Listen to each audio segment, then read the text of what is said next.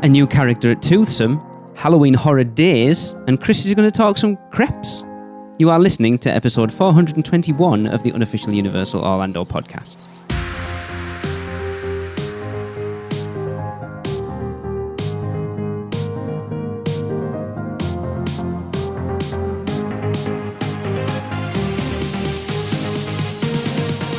Hey everyone, welcome to the show. It is Lee. I am here for another one. I'm excited to talk about Universal Orlando because there is a lot going on. And joining me to discuss all this a lot going on is Tracy. Hello. And Chris. You know I'm always talking crap, so. I've said when the parks closed and then even when they reopened that I was worrying about what we were going to talk about on the news shows, and yet we have not struggled in the slightest. And this week has got to that point where there is something I was going to put in the news that I'm leaving for 2 weeks' time because there's that much to get to. Kind of crazy. So, Chris, why don't you tell us about the awesome new character meet at Toothsome Chocolate Emporium? Yeah, so Skynet just opened up. And, so Latte, the steampunk-inspired mechanical dog, is the latest invention of the restaurant's founder, Penelope, love her, and her trusty companion, Jacques. So the pair utilized their store of leftover cogs, wheels, and kitchen utensils to bring Latte to life in the form of woman's best friend. Okay. Yeah. I see Tracy's face. So, Universal City Walk visitors can watch as Penelope and Jacques teach Latte new tricks during an improv-style character appearance that includes guest interactions and fun moments the entire family can enjoy from now through the end of September. Latte, a dynamic spot robot, will join Penelope and Jacques for the first-of-its-kind interactive character appearance utilizing the innovative spot robot technology developed by Boston Dynamics. You were going to say Skynet again there, weren't you? Yeah.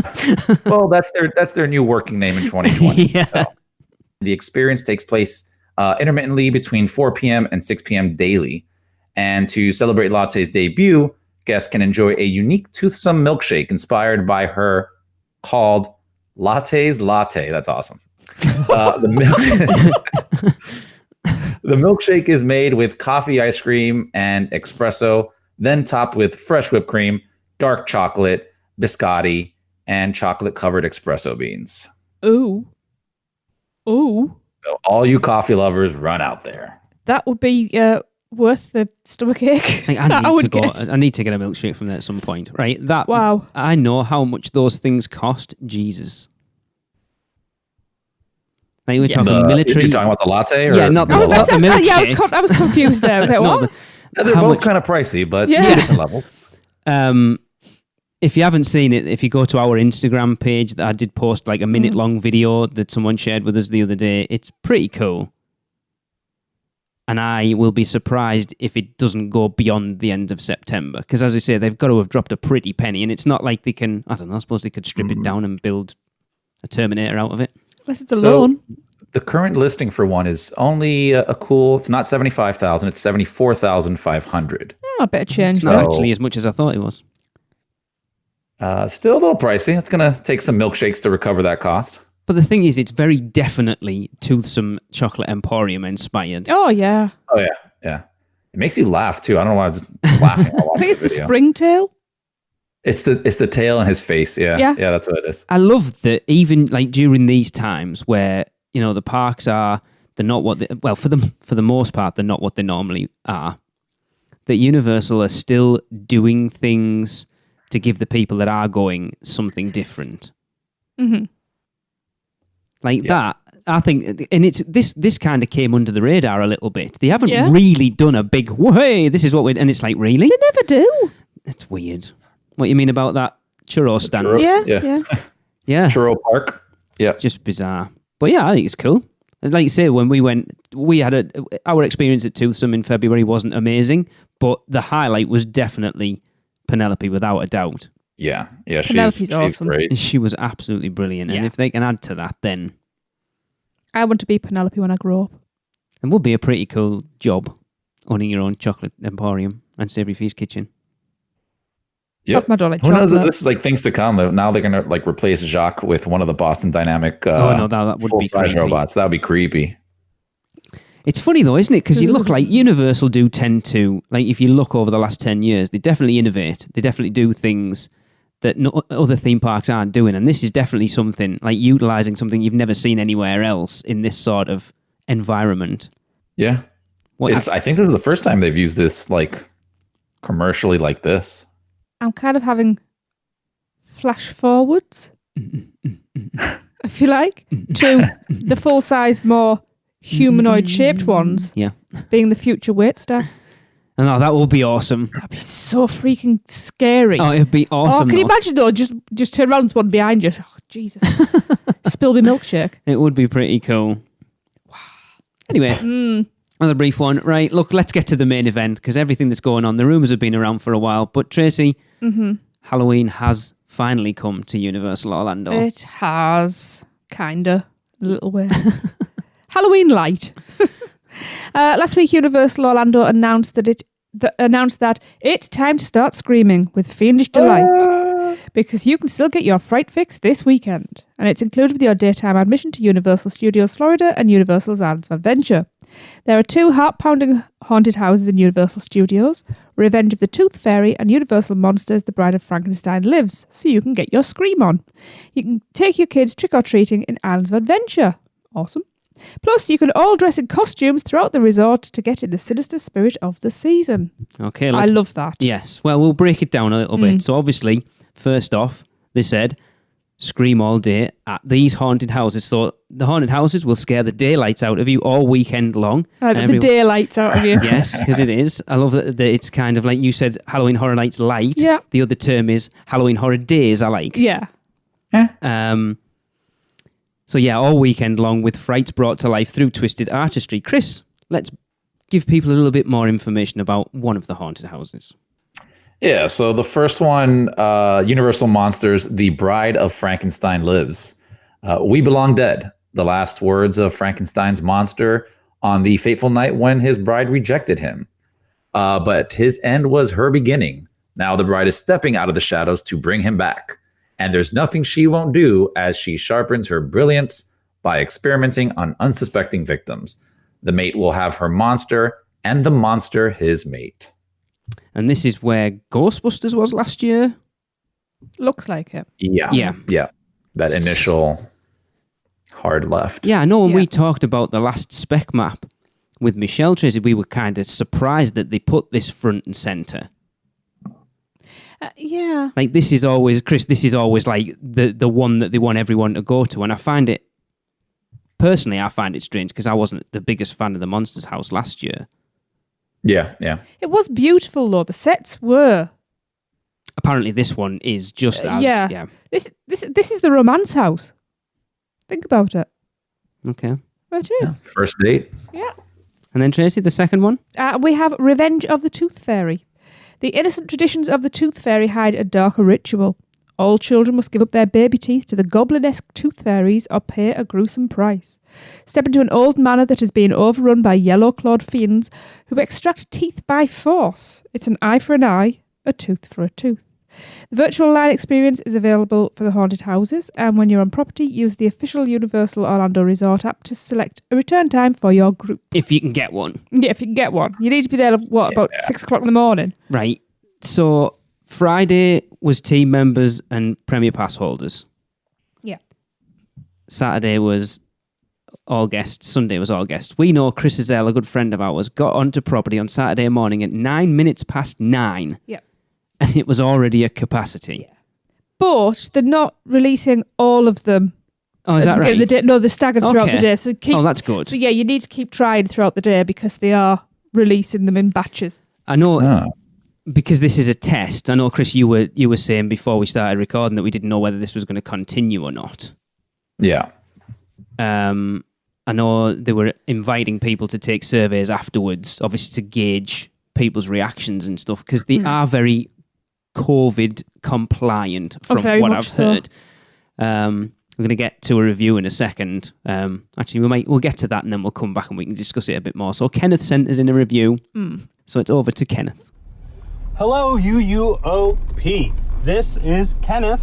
I just got in my car leaving Universal Studios on Friday, September 18th for the first day of the Halloween seasonal experience testing.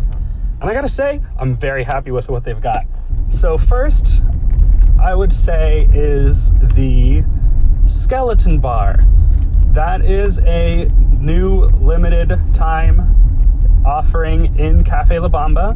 They call it a walkthrough experience. I think that's a little generous. If you're not there for the drinks, there's not really that much to see in there. They've also got food. I didn't look at that food because I had already eaten because I didn't know that this existed until I walked into it. But they've got special food offerings in Cafe La Bamba. They've got like shrimp skewers and a few other things. And it's pretty cool. Like, I think it's a good additional thing. The theming is really nice. They've got specialty drinks. And at first I thought, like, if you watch the vlog that I shot today while at the park enjoying all of these things, it looks like they are your standard Blinky Cup souvenir, you know, Halloween Horror Nights specialty drinks. But they're actually not. I got one called Mango Inferno. I don't remember everything it had in it, but it did have obviously mango flavoring or mango juice or something like that. And then it also had jalapenos in it. Like, it had a slice of jalapeno floating in it, and it was kind of spicy. But this was the first time that I had one of those, like, you know, $13 cocktails that I was like, you know what? This was worth it because this is something I've never had before, really unique, and the theming of the location was pretty cool. Second, something else I didn't know was going to be happening until I saw it is the Scarecrow stock. So if you remember during the holiday season last year, there was like a Christmas tree hunt where you could walk around both parks and City Walk, and they would have themed Christmas trees in a bunch of the stores. And if you went to all of the locations and got a stamp for visiting every tree, you got a little special treat. So it's just like that Christmas tree hunt. They've got scarecrows in a bunch of the stores. I think there's 13 stores. Hey, how appropriate. I just realized that. And they're really, really fun. They're themed to the location. And then if you finish all of them and you get every stamp, you get a little bag of candy. It feels like trick-or-treating, and it was fun. But now, to the main event. 2 haunted houses, open, 2-day guests. Obviously, today was the first day. Today's Haunted House walkthroughs were reserved for team members and premier annual pass holders. So the first one that I did, we went through Revenge of the Tooth Fairy. So Revenge of the Tooth Fairy is located in the soundstage where last year they had Us, where you walk down that long black curtain hallway. And it has a very Scary Tales feeling to it. It feels like an unofficial page out of Scary Tales, even down to like, you know, there's like a book cover at the entrance of the house. So like, it looks like you're going into a fairy tale. So the thing is, usually for me going through a haunted house, the first time I go through, I have very little sense of what it was, because you're so on edge waiting for those scares to come and you don't know where they're going to come from. I don't get a good sense of what the story was or how it was being told. But Tooth Fairy is very cool. I think it was gory, but I honestly couldn't tell you. I could tell you very little about Tooth Fairy after one walkthrough, but it was scary. I got some good scares. I got probably like 2 or 3 really good scares. A lot of very tiny scare actors in there, very short people who are dressed as, I guess, like little kids who became evil tooth fairies. And the facade is very cool. I don't know if there's going to be any like walkthrough videos, if they're going to let any media go through and like record the houses. If there are, I'll just go ahead and, you know, say that like the very entrance of the house is like a pop-up book that you're walking into, and like it's really cool. Very, very cool looking entrance. I was like impressed immediately. And then the house was just very, very cool, very intense and like close quarters. Also, on the topic of close quarters, the COVID safety measures, walking through the house, all of the characters are behind a piece of plexiglass, which does not hurt the scare in terms of like, it doesn't feel like they're too far away from you. Like, they're still pretty close. But there is a barrier between you and the scare actors, and the only downside I would say is that like you can see where a scare is supposed to be or where a scare is going to come from. The first time walking through the house, you're like, oh, there's going to be a scare there. And then if there isn't, you're like, oh, somebody's missing from that spot, which is not something that you would normally notice. That's, I guess, the one downside. But the scares themselves, I don't think are really that hurt by the plexiglass. And it just helps you know that you're comfortable, the scare actors are comfortable, nobody's gonna hit them, which must be a dream come true as a scare actor, to have that protection from unruly guests, which, you know, are the number one problem of being a Halloween Horror Nights scare actor. Moving on And a over visitor. to Universal Monsters, The Bride of Frankenstein Lives. This house, of the two, is my number one. Like that this house was fantastic. But that house, I definitely got a better sense of what the story was going through and like how the scenes were unfolding. This house was fantastic. I loved every single thing about it. The scares were really good. It was so cool to see the Bride of Frankenstein taking a lead role. There's other monsters in there too. This is not just the bride's story. Like, there's, you know, other brides of Dracula. That you can see the creature from the Black Lagoon is in there. I believe the Invisible Man is in there. Like, other monsters are there.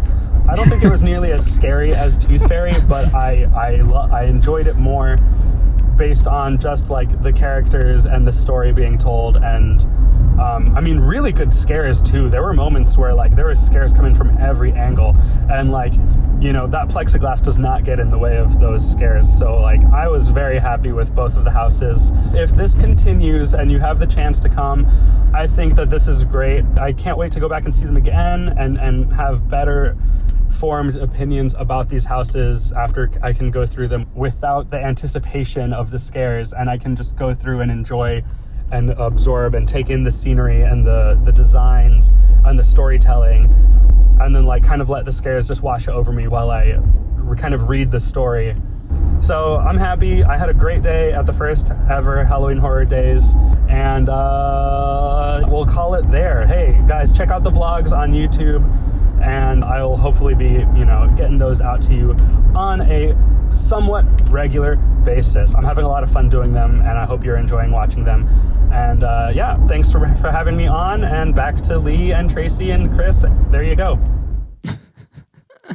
Thanks, buddy. I will plug his vlog for us. It's one. I know someone commented on it as well that he's like, he tries out some of the food, and they've got. I think he had the that Beetlejuice. Oh, the pretzel dog thing, and he said, I think if you like hot dogs, you'll like this because it's a hot dog. The one thing he didn't mention in there about like the COVID thing is obviously the pulsing people through, which is why the capacity is so low. But they're giving the person at the front of each group a tiny little glow stick. Yeah. And I'm assuming so that ops people can see who's... See the group that's going through. Yeah, so they can keep people apart because they know you haven't got one, so you're the back of that group. You've got one, you must be the front of the next group. Chris, as we said earlier, we are hearing this is a test. If it is a test and they roll this out further, will you and Alexa be attending? I mean, yeah, based off of everything I'm hearing, yeah, we would check it out. I mean, it's definitely different from a normal Horror Nights house.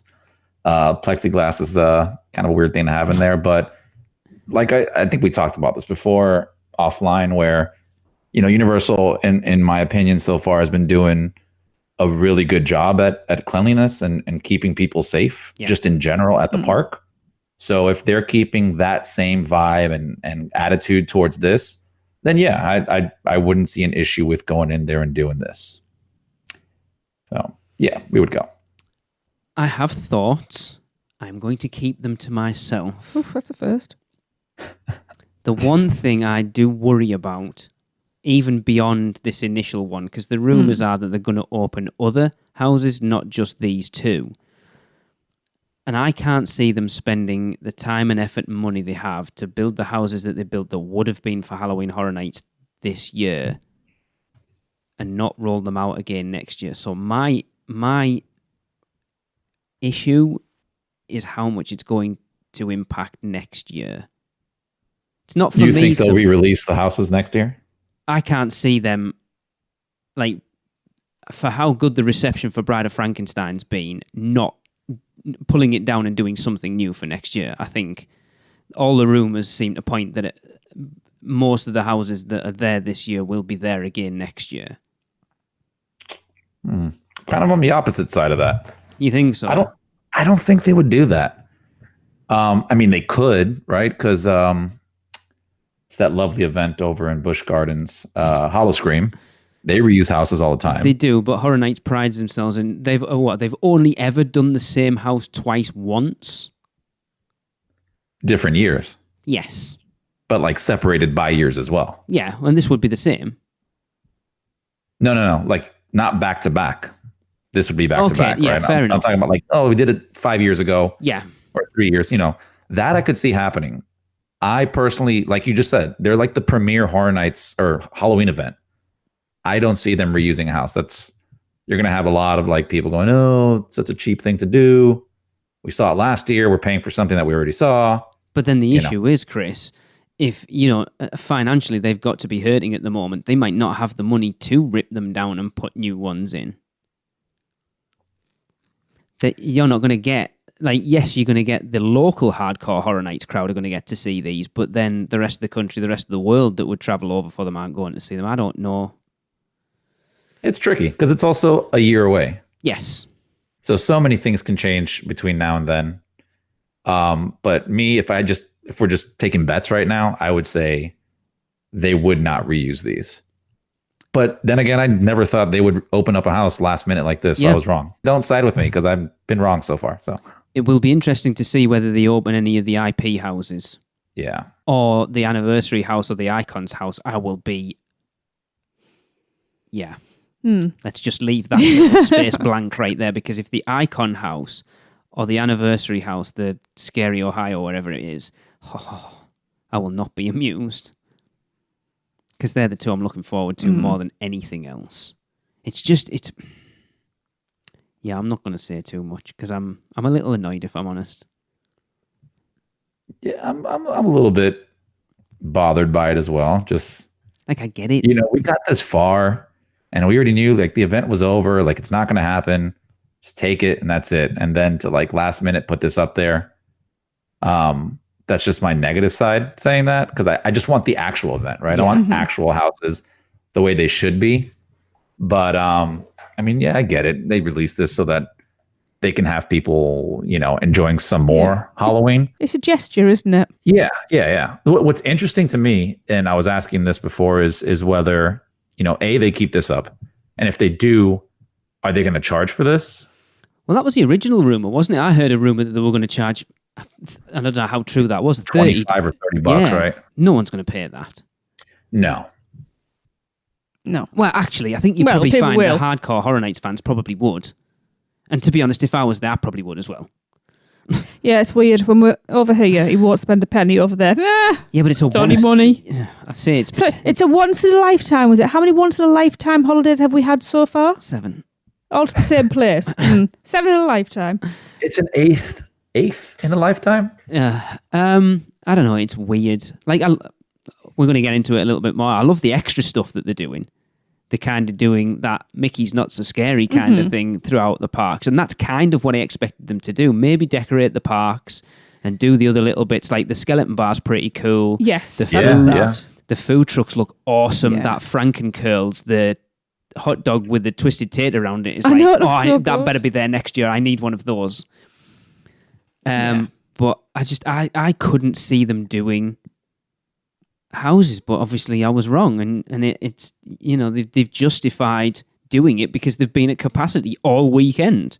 But while we're on about the other stuff, Tracy, do you want to talk about what they've told us about the costumes thing? Well, this excites me because I love dressing up. So this is costumes optional, but totally encouraged. Get in the sinister spirit of the season by dressing up when you visit Universal Studios Florida and Islands of Adventure this weekend. Go creepy, classic, or as your favourite character. Obviously, that was last weekend, and whether they end up doing it again, I can't see them not doing that every weekend. That would be so cool. I would love that. Because that costs them nothing, and people are more likely to take the kids if they can dress up and stuff, so I could see them rolling that out if they don't do the houses. Chris? Yeah. Do you have Yeah. a 12-year-old? Do you have a 12-year-old you can take for this one? Inside of my brain, I do. Mentally, that's where I'm at. But Ooh, you're that old. yeah, I'm being a little generous, I guess. Tell us about trick-or-treating. Yes. Grab a free trick-or-treat bag for your little one or yourself, and go door-to-door collecting tasty treats from participating retail stores this weekend or last weekend. Yeah. But first, you've got to find them. So keep a lookout for pumpkin stickers marking each location. Awesome. This experience is, like Lee said, for guests 12 years of age and younger who must be with an adult to participate. Ooh. I am surprised it took them this long to do something like this over at Islands of Adventure. During Halloween Horror Nights, I'm surprised they've never done, not necessarily an event, but something much more family-friendly over at Islands. We've talked about this before. Yeah, I can't. I think like me and Tracy talked about it a little bit, Chris, and I actually want to do an episode on it at some point to look at all the things that have been implemented at the parks due to COVID-19 and kind of go through the things that we would like to see stay. Because there are things I think that have been put in place that, like, I wouldn't mind seeing that be implemented full time, and this is one of them. Not full time, obviously, because you can't trick or treat year round, but. Definitely. No, that would be a really cool experience. And I think if done correctly, imagine, how many families would extend their vacation even further during a Horror Night season. Yeah. Extend it out an extra day or two because I got to get my Horror Nights on over here. But we're also going to do the kid stuff, this time on this date. We'll leave the kids with grandma on this other day here, but then we're going to go here. So. And that's, exactly. Like because when we're coming over next year, fingers crossed, is half term. So a lot of families will come over to Orlando during that time. Mm-hmm. And obviously Horror Nights is going on. So it'll potentially put a lot of families with younger kids off going because they're like, well, the park shuts at 5. We're not going to get. So give them another reason to go into Islands of Adventure. I think this will end up being pushed out regularly. I think it should be. I do.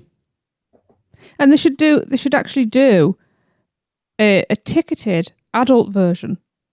And it's all miniatures of alcohol. Yeah. I can see you and Chris tagging into that. You, Chris, and Alexa. Oh, you collect your stickers and you go to Finnegan's to redeem it. And there's me. We got this. Yeah. The adult scarecrow stalk. Yeah. You get a little bag of shots at the end of it. Yeah. Sounds good. Yeah, it's weird. I haven't actually spoke to anybody in the sort of community at this point to know how last minute. They've obviously known they were going to do it for long enough because they've gone in and installed things inside the houses to make it COVID friendly. Oh, not necessarily. I suppose the plexiglass could have been there from when they were potentially looking at opening it anyway, couldn't they? True. Maybe, yeah. Because this has already been going on since the beginning of the year. Yeah, I suppose if they even a month before they announced they were closing it, I suppose they still could have had plexiglass in place thinking that they were still going to have to go ahead with it. Yeah. Yeah. And even if it was last minute, that stuff is, I haven't seen the ones they use in these houses, but, in all the stores and restaurants, or not restaurants, but I guess stores around my neighborhood, they installed all those things like overnight. So yeah, true. Did here as well. Yeah. I do worry about, I know we can go back over it again, that if these houses end up being part of the event next year, that not so much for me, but just in general, it just kind of diminishes it a little bit. And still with it, it's not going to be the 30th year, but it's still going to be Halloween Horror Nights 30. And to have at least 2 houses that have already been seen is a bit weird. Yeah. I guess the crux here is we can say all this, right? Like I said, oh, that would be cheap and blah, blah, blah, blah. But we all know at the end of the day, the hardcore fans and even probably not even hardcore fans, still going to go out there, still going to pay the money to go see it next year, Yeah, because it's more than just the houses, isn't it, I suppose? Yeah, when you throw in the shows and everything. Yeah, it's just, I don't know. I know I'm probably just being whingy because I'm not going to get to see him this year, so it's not going to affect it for me at all, really. But it just depends how many others that they open up kind of concerns me a little bit. For sure. Yeah, because, the whole big thing about going to a Horror Nights event, right? When we're doing our episodes, we're doing build-ups, we're learning about houses and all that, and then going there and having all this like new, fresh experience, right? You're going to the same park you've been to for years, tons of times, but it's completely new to you right now because scare zones are new, houses are new, everything is new during that event. So going there and then kind of seeing some revisited stuff already that is the same thing from last year, it takes a little bit away from that experience. Yeah, you do our announcement shows. So they've just announced The Bride of Frankenstein lives. Chris, how was it? No, it was all right last year. Don't know what it'd be like this year, though. Yeah. It'd just be bizarre. Yeah, they modified it this year. How? They took off the plexiglass. Oh, okay, cool. I'm sure they will be different, even if they do roll them out next year. You know, maybe they'll plus them a little bit. Well, don't forget, it's only a small fraction of the audience is actually going to see it this year. So if they're proud of it, they're going to want to put it back out again next year for everybody to see. Yeah. And the other thing, too, that I think about is, you know, what we know is at the end of a season, aren't these houses pretty beat up? I would assume so. Yeah. So, like, either they have to redo a bunch of stuff in there to make it good, or at least up to standard. That's a good for the point. next year. Yeah. If they do that, do we change things out? So I don't know. You know, they what I've read before is, you know, they build these to kind of last a season. That's a really good point, actually. Oh, you know what? These could be their least favorite houses, so let's put them out. That could be, yeah. Anyway, I guess we'll see. I think they will roll it out. It seems to have gone down a roaring success for the most part. Yeah. Everyone's glowing over it, so I'll just cry. You do anyway. Anyway, let's brighten it up a little bit. Tracy, let's get to some Producers Club birthdays. Yes, indeedy. Yeah, we have 5 for this episode. We have know him. Know him. Oh, on the His name is familiar. Yeah. It's been a while. It has, yeah. Yes, so on the 22nd of September, we have Darren Schmidt's birthday. The lovely Darren Schmidt. Happy birthday! Happy birthday, Darren! Happy birthday, Darren! Whoop, whoop, whoop. Yay. And the following day, the 23rd, is the equally lovely Chris Lepresto's birthday. Happy birthday! Happy birthday, Chris. Happy birthday. And then we have Sherry Nash's birthday. She's lovely. And that is on the 26th of September. Happy birthday! Happy birthday! Happy birthday. Oh. Then we've got the very posh and lovely Claire Goodwin's birthday on the 28th. Happy birthday, Claire! Happy birthday, Claire. Feliz cumpleaños and buy me a Coke. And finally, on the 2nd of October, not September. Oh no, as the year's flying by. I know. We have the very delightfully lovely Kelsey Wade's birthday. Happy birthday! Happy birthday, Kelsey. Happy birthday. I hope you all have amazing birthdays and get lots of cake and presents. And no COVID. No, that's definitely not what anyone wants. Okay, just just cake, yes. Yes. So after those birthdays, we will take a short break and we will be back with more Universal Orlando talk. Have you taken a stroll down Diagon Alley and visited Gringotts Bank? Taken a ride through New York with Jimmy Fallon? Visited the Truffler Trees and Zeus Landing or hung out with a real-life Transformer? No? Then what are you waiting for? At Universal Orlando Resort, there truly is an option for everyone. Or if you're leaning a little more towards pixie dust rather than ones and portions, Disney destinations around the globe await your arrival. No matter the adventure, our sponsors have you covered. Be sure to let the experts at Mouse Muggle Travel Company take care of all your travel needs. Earning the distinction of being an earmarked agency specializing in Disney destinations, as well as becoming one of the first to be named a U Preferred agency with Universal Parks and Resorts Vacations. Mouse Muggle Travel Company will ensure you receive top-rate customized service. Just visit mousemuggle.com to fill out a non-obligation quote request or send your request to info@mouseandmuggle.com. Their team can take care of you no matter where in the world you go. With a flick of their wand and a little bit of pixie dust, the process will be so seamless, some might even say it's simply magical. Welcome back, everyone. You are listening to the unofficial Universal Orlando podcast, and it is time to hear some little things from Seth. Hi, this is Seth Kabursky, co-author of the Unofficial Guides, and I am back with a spooky September edition of All the Little Things that are new around the Universal Orlando Resort. We have to start with the resurrected Halloween celebrations at Universal Orlando, which are certainly more than just a little thing. As I'm sure you already know, 2 haunted houses, which were planned for Halloween Horror Nights 30, opened to daytime guests this past weekend. While it isn't yet officially confirmed, those houses are expected to be open on weekends for the rest of the month, and perhaps also weekdays in October. I got to check out both Revenge of the Tooth Fairy and Bride of Frankenstein Lives during the premiere pass holder previews on Friday afternoon, and I will say that both houses are among the best work that Halloween Horror Nights' talented team What did we has just say ever again? put together. The worst ones. The bad news is that due to social distancing, there is extremely limited capacity for those haunted houses. So if you want a chance to experience them, you're going to have to be at the parks before they open, and be sure you have the Universal app installed to make a virtual line reservation.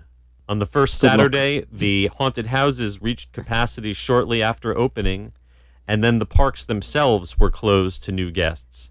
So don't underestimate how popular these haunted houses are going to be. Here's a tip: if you're trying for a virtual line, you do not yet have to be inside the park in order to claim a spot in the virtual line. You just have to be on Universal property. In addition to the haunted houses, Universal also has Halloween food trucks, a free scarecrow stalk scavenger hunt where you collect stamps from shops around the park, and free trick-or-treat locations for the kids in Islands of Adventure. Also keep an eye out for autograph sessions with Halloween Horror Nights artists held at the Horror Nights Tribute Store, the most recent being on September 22nd. Due to the Halloween celebrations, park hours on the weekends have been extended. Keep an eye on Universal Orlando's online operating calendar for further updates. Okay, now that we've got Halloween Horror Light out of the way, let's exit Universal Studios Florida using the side entrance by Despicable Me, which has recently reopened, and head into Islands of Adventure. Early park admission has returned to Islands of Adventure only as of September 19th, and is expected to stay there at least through the end of October. For the first time, both Hagrid's Magical Creatures Motorbike Adventure and the Incredible Hulk Coaster are included in early park admission. Keep in mind that even though early park admission at IOA will start at the same time as regular admission at Universal Studios Florida, you can't ride the Hogwarts Express between parks early enough in order to have an advantage on the crowd coming in from the front entrance. Heading around the park, Wimpy's Hamburger Stand, which was open daily, is now only available Saturdays and Sundays.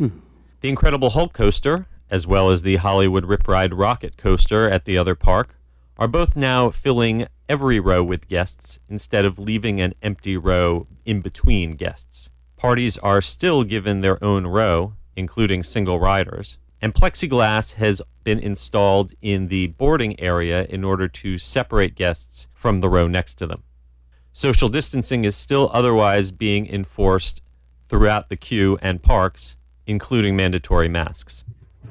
A similar change has also come to Reign of Kong Skull Island, where plexiglass dividers have been installed in the trucks themselves. This has allowed them to increase the ride's capacity, but unfortunately means that the 3D effect is somewhat spoiled by the reflections.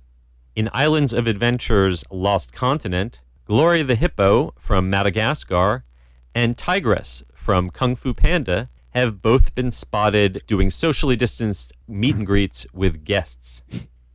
And the bypass bridge that goes directly from Lost Continent to Jurassic Park reopened over the busy Labor Day weekend, allowing guests to get a good look at the new Velocicoaster roller coaster tracks, which curve directly over that bridge. Speaking of the still unannounced Velocicoaster, a car has been placed on that track and is being pulled through in order to make safety checks. And that vehicle is wrapped with an InGen logo, which provides the bridge thematically between Jurassic Park and Jurassic World. On the border between Jurassic Park and the Wizarding World of Harry Potter, work is continuing on theming for the backside of the lockers, which will replace the existing locker system for Harry Potter and the Forbidden Journey. It looks like there's some rock work being added to the new exterior locker bank, and it may have the look of a dinosaur paddock when viewed from the Jurassic Park side. Interesting. And finally, for our friends in Great Britain, the Warner Brothers London studio tour featuring the magic of Harry Potter is now shipping official butterbeer in bottles directly to locations in the UK. Oh, These are they? cannot be shipped in America, We shall have so some. I am very jealous of our friends across the pond. Not if it tastes like the That'll stuff do from for there. this week. I'm Seth Kabursky, author of the unofficial guide to Universal Orlando, and I'll be back again soon with more little things that are new around the Universal Orlando Resort. Tris, I think we owe it to our listeners to get some of that butterbeer shipped to our house. But if it tastes like the crap that we had when we were down there, I will not be impressed. No, How was that? It was horrible. Chris, hey, it was. Am I lying? it was horrible. It tasted Wow. absolutely nothing like the stuff from the Wizarding World. Put it this way. There were plenty of wet bins about. Yeah. So in the area Wow. where you buy it, they have like trash cans and then wet, like one specifically for liquids. And it was bloody expensive. Mm-hmm. Yeah, it was not pleasant. It's crazy. So going back to talking about the haunted houses and then potentially opening for the rest of the year, early entry at Islands of Adventure are making Hagrid part of it. Are they trying to steer people away from going over to the Universal Studios Florida and giving them a reason to go to islands rather than get in line for a haunted house? Probably. I mean, he did say that you could get the No, he said you pass from anywhere, right? Oh, yes, true. Mm-hmm. So, I mean, maybe just to kind of disperse crowds a little bit, but you're still going to have that influx of people that got their passes when they're in their hotel room waking up and Or you then heading out go, over there. or you go to Hagrid's and while you're waiting for that, get your virtual line for the houses Yeah. Mm-hmm. and then get the Hogwarts Express. Actually, that could be a pretty cool day, actually. Get early Yeah. entry at Islands. Yeah. Get that. Get your virtual line for the houses while you stood in there. Get your breakfast. Get the Hogwarts Express across and then jump into there. That's a pretty decent morning, I think. Yeah. Seems it. Oh, what you side at now? He's just thinking about everything all over again. We're only like Yeah. a week and a half away or something from this time last year being like the weekend in like a week or so. Can't believe how fast that time's gone. And then we would have been there now in 5 weeks' time had COVID not killed everything. Yeah. Well, just what it is. Can't change it. They're obviously not hurting that much financially because they're going ahead with the roller coaster and theming the... What roller coaster? I don't know. Churro coaster.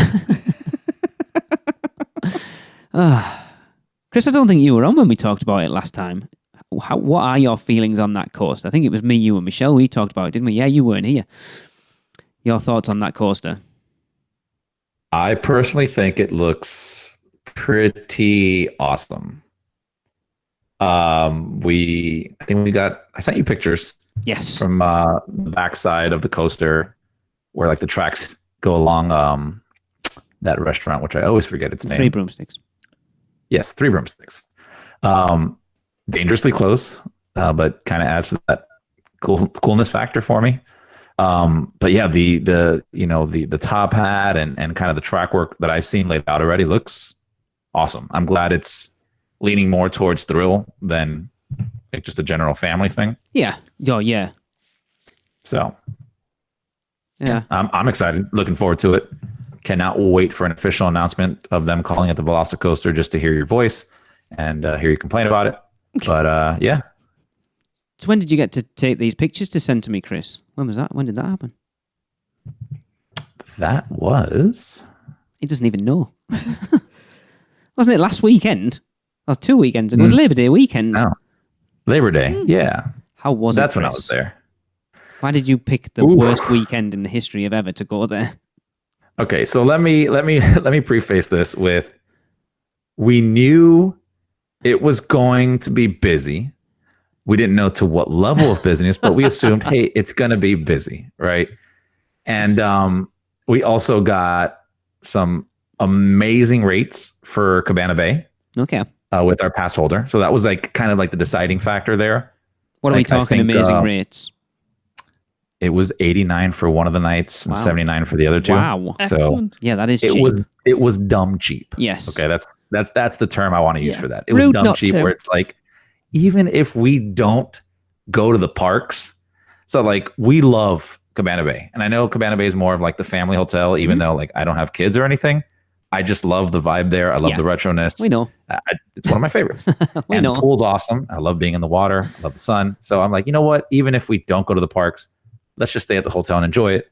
And they've, capacity's cut a lot at the hotels because we had stayed at the Surfside Inn, and even when it was maxed out, it still felt pretty empty. Okay. So we're like, yeah, we'll go. So we did that. And it was pretty bad at the parks. What was it? Friday, we didn't go to the parks. Saturday, we were debating whether to stay at the pool for a little bit and try to go to the parks later or go in the afternoon. We ended up going in the afternoon. And it was, we rode one ride. We rode Popeye's Bilge Rat. That's worth it, though. Which is one of my favorite rides to ride during the summertime, right? And that was like I go, if we ride only one ride this trip, it has to be this one because I don't ride it any other time. Yeah. And that's where I got the, some other cool shots of the Velocicoaster from the backside. Jeff Wright is virtually high-fiving you at this point, by the way, Chris. You do know that, don't you? Yeah. So, we did that, and we decided to leave. I'm not going to lie to you. It was pretty packed, and I do say that like Universal does a great job at keeping people safe and all that. I'll have to disagree to the level of amount of people they put in the parks. Yes. At that time, they were closing, like they were at stage 2 of, capacity. And even then it was packed. Like it felt like a normal day. It did not feel like anything was at capacity. So we kind of made the executive decision just to head back to the hotel. We're like, hey, we'll go back and just hang out at the pool. And that's what we did. Yeah, because that's why you missed the show 2 weeks ago, wasn't it? Because we ended up having Michelle on because we were talking about it, and it was funny that they were advising people that it was at capacity that much that if you wanted to go from one park to the other, they were advising people to get the Hogwarts Express because if you left and went through City Walk, you weren't guaranteed getting into the other park. Yeah, and the other crazy thing, which was like odd to us, and this is how packed it was. There's people, when you're coming in through City Walk, and it splits left and right. So you go left to Islands, right to Universal. Well, there's people there with signs saying, if you want to go to Universal, go left. If you want to go to Islands, go right. What? And they continually said over and over, we understand. It doesn't make sense. Just that's the way you need to go. That's weird. And so what happens is if you can picture this, right? If I want to go to Islands of Adventure, it would be on my left. But they're making me go right because they wrapped a queue around the lake to get into the parks. Okay, wow. Now, thankfully, we didn't have to wait in any queue. You just had to go through the railings that they set up. Right. But I can only guess that there was a queue at some point to get in, which was insane. So yeah, we were able to get in, but we left shortly after. And then the next day, the hotel itself, just so people know, it wasn't that bad. Like there was people there, but it's at capacity. Yeah. So, I think the only crazy thing was like the lazy river. Yes, I did see your picture. I put a picture up in the Producers Club. Yeah. But if you went later on in the afternoon, like closer to 5 or 6, there was nobody there. So it was nice. On Sunday, we opted to just hang out again at the resort, which we did. We didn't go to the parks. We did, like me and Alexa just kind of said, hey, let's go just check out Volcano Bay, right? Because we're staying at Cabana Bay. It's a 5-10 minute walk. If it's at capacity, we come back. If it's not, let's go check it out and see how it is. Well, it wasn't at capacity. I mean, it was on the outside, but as long as you stay in the parks or on the resorts, you'll get in. That's what they told us. Yeah. We got in there, and that was definitely a COVID crock pot. It was bad. So if I thought the parks were bad, that place was slammed. Really? And, slammed. And again, I've been to Volcano many times, and we've been through on Labor Day weekend as well, because we normally go up to the parks on Labor Day weekend. Yeah. It was slammed with people, and the major difference here is nobody's wearing a mask. Yes. Nobody. Okay. And they even tell you, like, we suggest that you wear a mask in between walking around, but it's not mandatory. Everybody heard, please don't wear a mask at all. So we looked like the only two idiots that were wearing a mask while walking around. I had one of those gaiters, so they're kind of water not resistant, but they can get wet. It's not a big deal. Yeah. But we walked around. We were not feeling the most comfortable there. We rode one ride. I think we rode one or two rides. I'm not sure. Maybe one. That was, again, we were more anxious than anything else the entire time being there. We weren't able to really enjoy ourselves like we were in the parks when we normally go. Right. So after that, I said, "Screw it. Well, let's just go in the lazy river," because we were going to try to ride Krakatoa. That was a 180-minute wait. I'm like, absolutely not.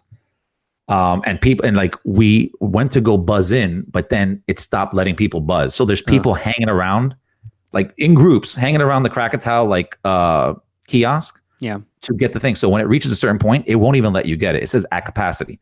And then every little bit of time, it would release a couple and people just run there. Yeah. And I'm telling you, no mask, just groups of people running over there.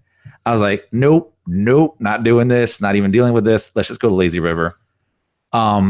We went to the Lazy River, and then we were told, the other thing, like when we rode on the slide, they're like, we had our mask on the whole time in line and everything.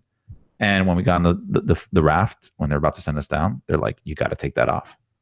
I'm like, yeah, really? They're protecting themselves at that I get point. it. No, I get it. I don't want to waterboard myself, but I would risk getting waterboarded as opposed to the alternative. Yeah. So they make you take it off there. I'm like, okay, fine. We're it's open, outdoor, windy. Feel a little bit better about that. But we went to go do the Lazy River, and again, just swarms of people. Like, I know you've never done the Lazy River there, but like a typical Lazy River, everybody wants a raft to sit on, and they're usually taken up. So you'll just have groups of people waiting at the edge for people getting off theirs to grab the float and then go in. So many people there. And again, me and Alexa were both a little bit on edge. Yeah. And then the lady there at the lifeguard at the Lazy River also told us, hey, you got to take those off. You can't come in here with the mask on. Right. And at that point, we made another executive decision and just left and headed back to the hotel. Yeah. And we kind of said, as much, me, as much as I love Volcano Bay and all things water related and sun related and tiki and all that fun stuff, we basically said this is the last time we'll be at Volcano Bay until, things are over. With everything. Not the last time at Volcano Bay, because I love you and I will go back to you 1,000 times. But it's for us that the whole risk tolerance it's way too high for that over there for us. It's an interesting question. I was talking to one of the girls at work today. Are the Disney water parks open? That's a good question. I don't know. Because she thought they were all closed, and I was like, no, Volcano Bay has been open, like right from everything opening. And I don't know whether Aquatica's open or whether Typhoon Lagoon or Blizzard Beach. Anyway, Chris, let's put a positive spin on it. You did get to try something finally. I did. Yeah. So good segue there, because then Monday rolled around, and Monday was a graveyard at the parks. Which is weird. Which is super weird. I mean, it's a long weekend. You would think there's still people there because they have Monday off. But we went to the parks on Monday and rode a few rides. Everything was 30 minutes or less, which was nice. And I got extremely lucky and walked up to the crepe stand and was able to grab a crepe without a wait. Well, let's play your little review first, Chris, because this is funny. Yes. It made me laugh. Hey, UUOP, it's Chris here. I got Alexa alongside. Say hi. Hey. I have been tasked with the very difficult job of eating a bunch of crepes. So we just ordered a few right now. We got the Oreo, the strawberry Nutella, the brisket, and the goat cheese and chicken. So about to dive into that. I will let you know how it is. All right. Well, we just finished devouring these crepes or crepes. I love live Depends reports. what part of the world you're from, right? If you're cultured, it's crepe. If you're not, it's crepe, right? All right. So they were, first of all, amazing. I think my favorite was the Munster. Is it Munster or brisket with the smoked brisket? Smoked brisket, yeah. That one. I mean, everybody's saying that one's awesome. That one was awesome. Flavor was great. It was fresh, crispy, all that fun jazz, and that golden barbecue ranch was also really good. Yeah. The chicken and goat cheese actually was my favorite. That pesto with the goat cheese and the grilled chicken was a really good good mix. It tasted like Olive Garden in my mouth. Oh, I'm just that's kidding. terrible. Olive Garden sucks. No, that one's really good. And going over to desserts. So I cheated. I didn't eat the strawberry hazelnut because I don't like Nutella. Oh, but it was so delicious. Yeah? It was honestly just, Yeah. so good. Cookies and cream was great. They have like these like scoops of chocolate ganache they put in there, cookie crumbles. I personally love that. It was a nice kind of light. I know you didn't like it that I'm much. not a big chocolate fan. Yeah. No. Yeah. Which worked perfectly for us. Yeah, worked perfect. So they have something for everybody there. You know, but everybody really tried the lemon blueberry one, so we wanted to go a little bit outside of the box. That's the one I want Yeah. to try. no, I liked it. It was good. And like the other big thing I think we noticed was like with the savory ones, the crepe breading was like crispier. I don't know if that's on purpose. Yeah, I would think so. So it was like crispier, like hot, and then with the savory, I mean, not the savory, the sweet ones, it's kind of like a softer, It's like a doughier. doughy, which I didn't personally like. I like the savory better, just because I like that crispiness. Yeah. But But I mean, all in all, it's, I think for the price of what you're getting, for what you normally pay for Oh, things in yeah. the park, it's definitely worth it. The only other big thing is like, you got to keep an eye on the line. So we got super lucky. There was one person ahead of us in line, and everything's made fresh to order. So even with one person in line, we still waited about 15, 20 minutes from like ordering to getting our food. So if you see a giant line, expect to wait a good amount of time. like 30, 45 minutes maybe. Probably, yeah, but definitely worth it. Like I said, the cost, I think they were like $8 for the savory and $7 for the sweets. So that alone is a great value, I think, for the park. So yeah, give it a try if you have not. And Just to let you guys know, if you didn't, there is a vegetarian option as well, which I thought was really great because there's not a lot of vegetarian options in the park. Oh, yeah. So just to keep that in mind as well. that's right, veggie section Yeah. might make a comeback. We'll see. All right, yeah. So that's gonna be it, guys. We'll talk to you later. Bye. Let's go on then, Chris.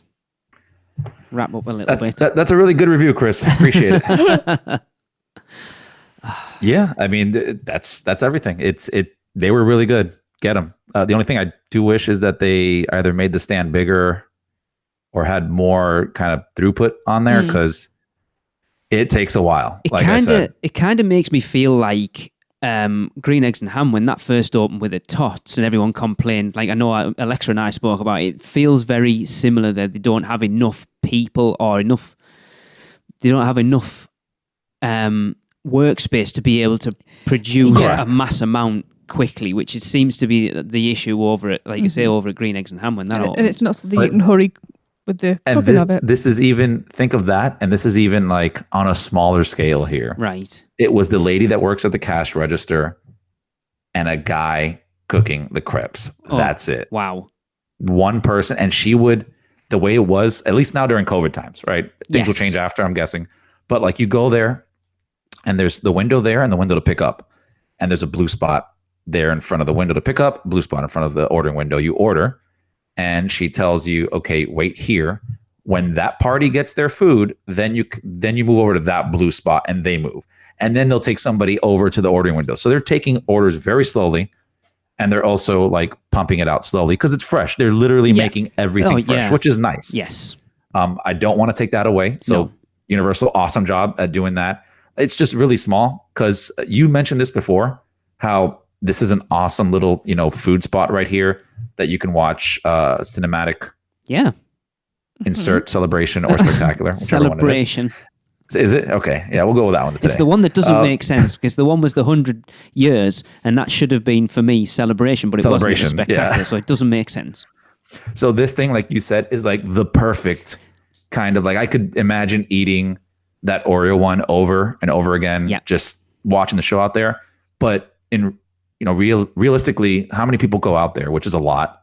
It would not take all those people, not even half of those people to be able to get crepes. So bummer on that end. Maybe they'll open up something else in that area for the future, or maybe they'll have a couple more people inside there, but it is a very tight space. So I don't know how many more they can fit. It does seem to be incredibly popular.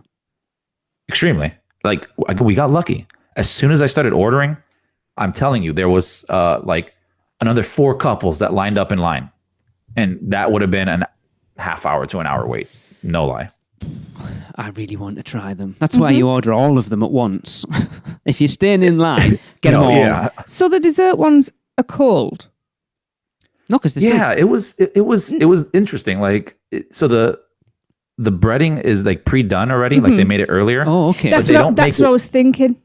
Right. Yeah, and they also don't. At least this is my guess, is that they don't make it as crispy as the savory ones, the hot ones. It might be because they do dry out, and the crispier they are, the faster they'll dry out and be unusable. Okay. Could be. Yeah. I know from making pancakes. Yeah. You know. For me, it worked. Alexa didn't like it like that. But that Oreo one was so good. Yeah, I want it again. It's the lemon blueberry one I want to try. Yeah, sure. Yeah. I'll eat that too. There's so much new stuff when we get over there next year already. We've been on COVID lockdown. Like Florida's been on, nothing's been the same since like the middle of March, and yet all this new stuff's cropped up at the parks already. Crept up. Ha-ha! Ooh, yes. Bum, and on that note, that will wrap it up for another unofficial Universal Orlando podcast. I feel like we have to cut, but we've got an interview coming up we need to get on. So thank you everyone for joining us. Chris, thanks for going and taking one for the team for that weekend, but you know, it was the thing was getting you there for those crepes. Yeah. We needed that review. So of course we will wrap up the show with a Universal Is, and this one comes from Carrie Maguire Dishman. And of course, if you want to be involved, all you've got to do is send us what you think Universal is in 3 words or less to podcast@uuopodcast.com, and we will wrap them up. We will wrap the show up with them. And Carrie says, Universal is my happy place. See you next week, guys. Guess that wraps things up for another unofficial Universal Orlando podcast. You guys did all right. Follow us on Facebook, Instagram, Twitter, YouTube, and Pinterest, keyword UUO Podcast. Listen and subscribe to us on Apple Podcasts, Spotify, Google Podcasts, Stitcher, or anywhere podcasts are found. You can find our blog at uuopodcast.com. Send us your spews, which Lou gets your poo recordings, questions, or comments to podcast@uuopodcast.com. Check out our friends, the Theme Park Duo, and our awesome sponsors, Mouse Muggle Travel Company. So, until next time, don't give up your day job. Say cheese. See you later.